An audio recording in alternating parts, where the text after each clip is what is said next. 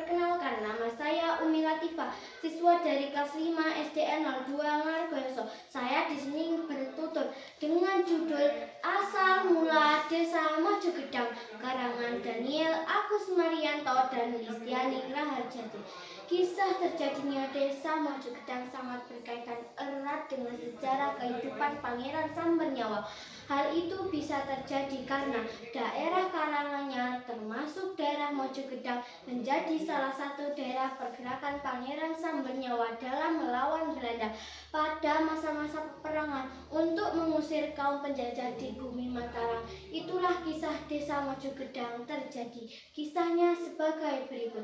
Kisah dimulai dari lolosnya Raden Mas Said dari Keraton Kartasura. Hanya diikuti oleh 18 orang. Tetapi lama-kelamaan para pengikutnya pun bertambah banyak. Peristiwa itu dicatat dalam sejarah pada hari Rabu Kliwon tanggal 3 Rabiul Awal tahun Jimakir 1667 atau tahun 1741 Masehi. Sesuai dengan saran Kiai Wirodiwongso, Raden Mas Said memulai perjuangannya dari daerah Laro Wonogiri yang merupakan desa kelahiran leluhurnya, yaitu Raden Ayu Sumarsono. Disinilah Raden Mas Said mendapat dukungan dari rakyat dan para kerabat leluhurnya. Namun sesuai dengan taktik perang yang dipergunakannya, yaitu taktik perang gerilya, Raden Mas Said tidak pernah menetap lama di markasnya. Pangeran yang ahli strategi perang itu selalu berpindah-pindah pergerakan pasukannya, kadang-kadang di Laro, kadang-kadang di Gunung Kidul, dan muncul secara mengejutkan di sekitar Kartasura, menyerang pusat pasukan Belanda. Ketika Belanda hendak mengadakan serangan balasan, pasukan Pangeran Sambernyawa sudah raib di hutan-hutan di daerah Bangwetan. Begitulah dengan gigih Pangeran Sambernyawa mengobarkan semangat pasukannya. Waktu pun terus berjalan sehingga 15 tahun pun telah berlalu, tetapi perang gerilya itu belum ada tanda-tanda akan berakhir.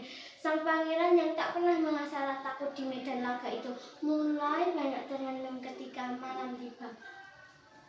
Akhir-akhir ini hamba lihat Gusti Pangeran mulai banyak termenung. Persoalan apakah yang merisaukan Gusti? Tanya Rangga Panambang, salah seorang pengikut setianya. Benar Gusti Pangeran, katakanlah kepada kami apa yang menjadi masalah Paduka, lanjut Pidanawarsa dan Nitidana.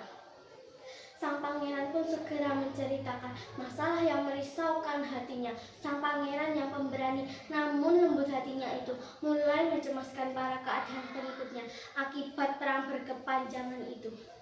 Gusti Pangeran tidak perlu mencemaskan kami semua. Kami sungguh ikhlas berjuang sehidup semati bersama Gusti Pangeran menentang kaum penjajah, kata Rangga Panambang mewakili para pengikut yang lain. Mendengar ketulusan hati para pengikutnya itu, Pangeran Sambernyawa pun terhibur. Oleh karena itu, dengan diiringi ketiga pengikut setianya itu, Pangeran Sambernyawa untuk sementara waktu memisahkan diri dari pasukannya. Mereka berangkat ke tengah hutan yang sunyi dalam rimba yang begitu hening. Itulah Pangeran Sambernyawa dan ketiga orang pengikutnya tanpa henti memohon petunjuk Sang Pencipta. Permohonan yang tiada henti itu akhirnya dikabulkan oleh Sang Pencipta. Tepat pada tengah malam, Raden Mas Said mendengar suara gaib yang ditujukan kepadanya. Hai engkau yang dipilih zaman, teruskanlah pertapamu. Jika nanti ada burung bersuara aneh yang menyadarkan pertapamu, itu tandanya waktu sudah dekat. Engkau bakal jadi raja. Raden Mas Said pun sangat bersyukur di dalam hatinya mendengar pesan suara gaib itu. Oleh karena itu, sang pangeran semakin bertekun di dalam doa dan permohonannya. Ketika genap 40 hari, Pangeran Sambernyawa dan ketiga orang pengikutnya itu bertapa. Burung aneh yang diramalkan dalam suara gaib itu benar-benar datang.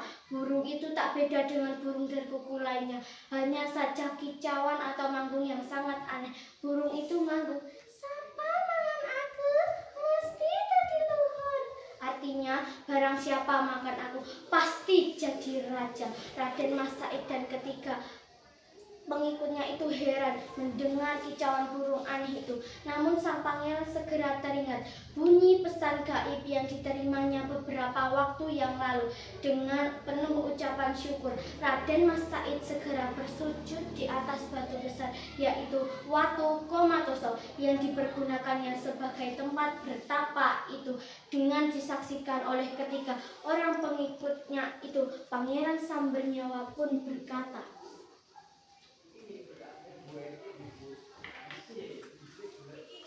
kiranya kalian bertiga menjadi saksi mulai hari ini.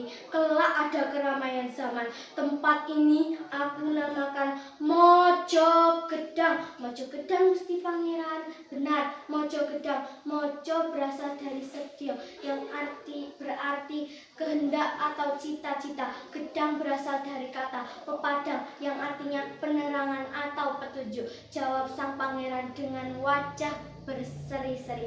Sejak itu tempat yang digunakan Raden Mas Said untuk bertapa itu bernama Mojo Gedang, karena disinilah Pangeran Sambernyawa mendapatkan penerangan atau pepadang tentang cita-citanya melalui kehadiran burung berkuku yang berkicau sangat aneh itu. Demikian teman-teman dan Dewa Juri, bertutur kata saya kali ini. Akhir kata, wassalamualaikum warahmatullahi wabarakatuh.